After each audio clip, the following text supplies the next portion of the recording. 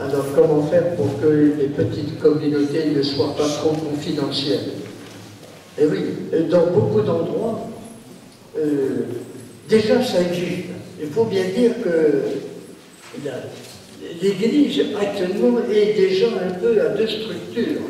Une partie officielle qui se voit dans les réunions officielles et une autre des chrétiens qui se réunissent entre eux dans des communautés de base, de quelques noms qu'on les appelle sous quelques formes qu'elles se rassemblent. Bon.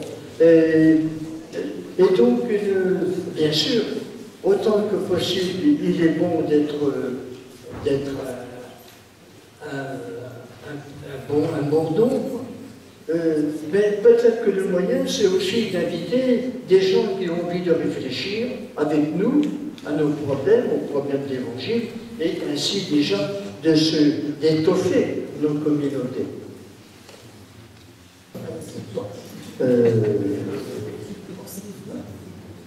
Au langage de la messe, ah oui, que le langage de notre messe ne soit pas, c'est certain, et n'est pas compréhensible par beaucoup de gens.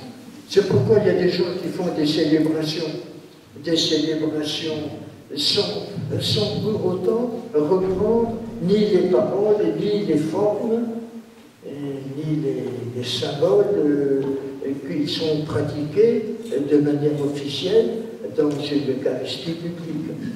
Et je crois qu'il faudra faire preuve de beaucoup d'inventivité pour cela. Je n'ai pas très bien compris ce qui a été dit pour l'Eucharistie. Je crois qu'il n'y a que le prêtre qui peut instituer l'Eucharistie et non des laïcs. Oui, bien sûr, ça c'est la loi actuelle de l'Église. Mais présider, n'est-ce pas, je pense que les théologiens, bon, en l'espèce aussi, pourront aider à faire la distinction et à faire comprendre qu'il y a des formes différentes possibles pour faire de l'Eucharistie canonique et des Eucharisties domestiques. Et cette distinction se faisait déjà dans les premiers siècles de l'Église, et déjà autant où il n'y avait qu'une messe qui était célébrée par l'évêque le dimanche pour toute l'Église du lieu, ce qui n'empêchait pas qu'il y avait des réunions privées où on ne faisait pas venir l'évêque, qui a longtemps été le seul prêtre. Et c'était des presbytes, c'est-à-dire des anciens, qui présidaient. Le tout, c'est que je crois qu'il ne faut pas singer les rites officiels. Il vaut mieux inventer une libre célébration et puis le faire avec beaucoup de respect, dire que vous célébrez la mémoire du Seigneur avec des paroles prises dans les Écritures et en faisant accepter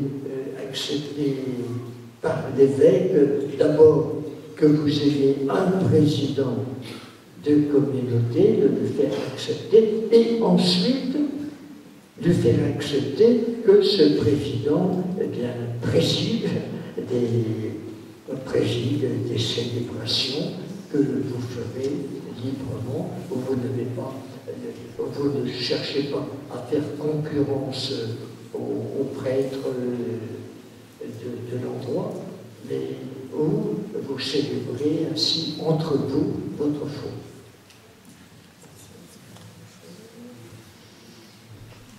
La première étape ne serait-elle pas de donner aux diacres la possibilité de remplir le rôle des prêtres? Qu'en pensez-vous? Eh bien, je pense que beaucoup d'évêques y pensent, ça je peux les en sûr. Je crois que pour le moment, Rome ne le veut pas. Je pense qu'il faut éviter de toute façon de restaurer un clergé. Même je ne dis pas ça contre le clergé, je pense que c'est très bien qu'il y ait un presbytérium autour de l'évêque représentant la tradition de l'Église, mais qu'il ne soit pas la seule manière de rassembler les chrétiens. Alors, dans un autre genre, je résume un petit peu les questions parce qu'elle est longue.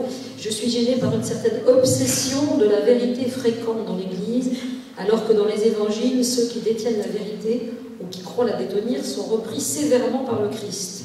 D'ailleurs, ce sont souvent des esprits mauvais. Ne faut-il pas repenser ce que devraient être les dogmes, par exemple des jalons sur un chemin, plutôt que des vérités intangibles et définitives? Mais ce que je dis là n'est qu'une ébauche, qu'en pensez-vous? Je pense que je suis en train de travailler à ça. Et je travaille depuis de nombreuses années déjà. Il faut accepter que le travail d'innovation se fasse lentement et qu'il soit contrarié d'abord quand vous déciderez de faire des communautés comme cela pour lire l'Évangile, ensuite pour le célébrer, le prier. Bon, vous serez regardé de travers pour commencer, mais il arrivera que des évêques trouveront bien que des chrétiens se réunissent demain, alors que tant d'autres ne vont ne mettre jamais les pieds à l'Église. Et on voit déjà des chrétiens, j'en connais, des évêques qui ont pris contact avec des communautés de base. Bon, ils ne peuvent pas empêcher, encore une fois, ils ne peuvent pas empêcher des chrétiens de réfléchir à leur foi, ni de vivre leur foi, ni de la pratiquer symboliquement. Ils ne peuvent pas empêcher.